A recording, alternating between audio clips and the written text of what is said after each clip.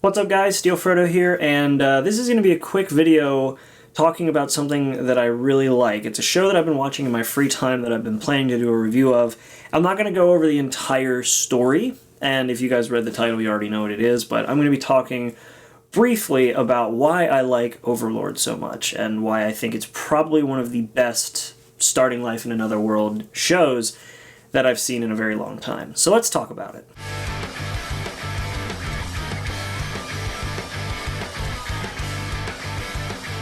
So, kind of taking inspiration from, I don't know if it took inspiration from, or if it's based on, or if it's its own thing, but you get a very SAO vibe from this show from the start because you get DMMORPGs, or I think it's called DMMORPGs, essentially the same idea as the full dive system from SAO, where you are in a virtual reality world, fully engaged, you are from head to toe part of the game. And what we have is we have a player who has decided to stay in this world right until the servers end. It's kind of right at the end of its life, and apparently he doesn't have a very exciting life outside of this world, so he's very, very upset that this world is ending, and most of the other players who had started in this world with him have now gone, and he's kind of the last one in his guild. Of course, after the clock strikes midnight, it goes over by a minute, and suddenly things get kind of different. It's an interesting idea as opposed to what happens with SAO. So with SAO, they're trapped in the world against their will, whereas in this, things start to happen kind of different. He is able to interact with the NPCs in a way that he's never been able to before. He can talk to them, their mouths move, they show actual emotion. And it's an interesting dynamic because he decides that he actually wants to stay in this world because his life outside this world isn't very exciting. Of course, his character's name I think is Momonga at the very beginning. He soon changes his name to Ainz-il-Gon, which is the name of the guild that they were in, I believe, or the staff that they created. I just finished this series and I want to talk about a couple key things because I'm not going to go and break down the entire series. But the idea is that he has now determined that he's going to stay in this world, he's going to lead this group of NPCs, and he is the most powerful, or was the most powerful player in this DMMORPG that he was in. And because of that, he is now in this other world that, as most rational people would do, he is trying to discover more about it. He doesn't know anything about this world. And his power is so insane, and I've always liked shows where characters have a very kind of overpowered nature to them. Look at, Seven Deadly Sins. I love how over-the-top the power levels of these characters are because it makes no sense for them to be threatened by anybody except somebody of equal power, but the power levels are so high that the fights are insane. Now, in this instance, his power level is so high that almost nobody, I think as so far nobody, has been close to his power level except for one character towards the end. And I'm going to get into spoiler territory, of course, but just be forewarned. I'm going to be talking about some spoilers. So the big thing that I took away from this show that I like, and this is just kind of the thing that I think is very important, is the narrative consistency of this show. And what I mean by that, and I'm sure a lot of people have said this about SAO compared to Overlord, and it's hard to not make comparisons because they're both starting life in a virtual world, not quite like ReZero where he's starting life in a new world, or Konosuba where it's actually them in a different world. It's a digital world that they're trapped in, and we're not really sure with this series whether it's real or what's going on. It's kind of like, yeah, things are different now in this virtual world. Why? I don't know.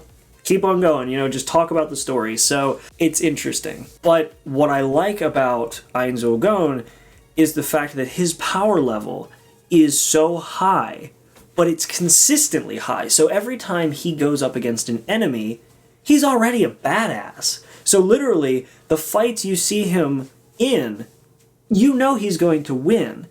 And there are ways of handling overpowered characters that can be done well. For example, with Saitama, in One Punch Man, he is so overpowered, but his limitation is the fact that nobody treats his power fairly. Everybody thinks he's a cheat. Everybody thinks that he is somehow stealing the fight from or stealing the win from other heroes, and so the world doesn't treat him fairly. In Mob Psycho 100, another story written by one. He seems to be pretty good at handling overpowered characters. Anyway, Mob from Mob Psycho 100, his limitation, or his kind of, throttle back that they use for his ability is his emotions. He doesn't want to use emotions because those are what cause his power to go out of whack. In the case of Ainz Ooal Gown, he's just powerful and he knows it, and there's no real reason for you to think that he is going to lose. Doesn't sound too interesting from the onset, but the idea that he is so powerful that you never have to worry about him losing means that you can look at the fights from a different perspective. Every time he gets into a fight, it's for a political reason or to gain intelligence on the world he's been trapped in, which makes sense because he has no idea of anything outside of his little domain. So when he's fighting bigger characters and bigger enemies, he is only doing it in order to gain favor with a group of people that will help him learn more about the world he's in. So you don't have to worry about him losing, you only have to worry about what he gains by winning. And I mentioned earlier the narrative consistency of his power. And what I mean by narrative consistency is the fact that he is powerful, and that's how it stays. He does not change his power level as need be, or rather the writer doesn't change his power level as need be. To give you an idea of what I'm talking about, when Meliodas gained his power back during one of the later seasons, it made sense because he had gone through trials and eventually regained his power through magic in a way, but it made sense because it was taken from him at one point and now it's being given back. And he was already super powerful to begin with. That's what I mean by narrative consistency. The power levels of the characters are consistently at a certain level until they earn more power. And when they earn that, higher power level, it makes sense in context with the story. A bad example of narrative consistency is SAO. Now, I know there have been a lot of comparisons between SAO and Overlord, and it's kind of hard not to make that comparison just because they are so similar in their kind of main ideas. The biggest difference, though, is, as I said earlier,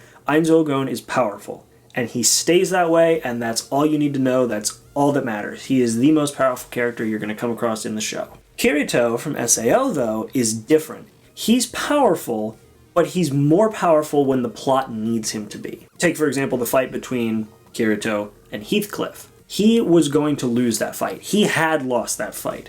But with the power of love, he was able to overcome the fact that the system was going to kill him, and he defeated Heathcliff.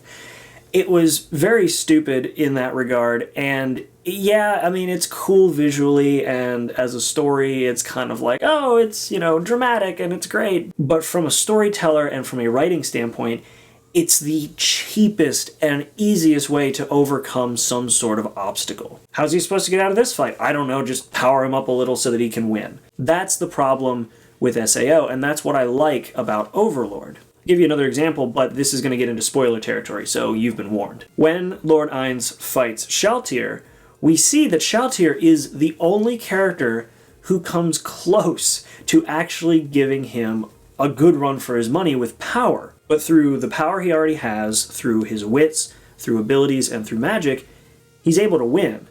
And he didn't have to power up in some, BS manner that the writer wants to put in and win. He already had all the tools at his disposal to win, and all he had to do was implement them in the fight.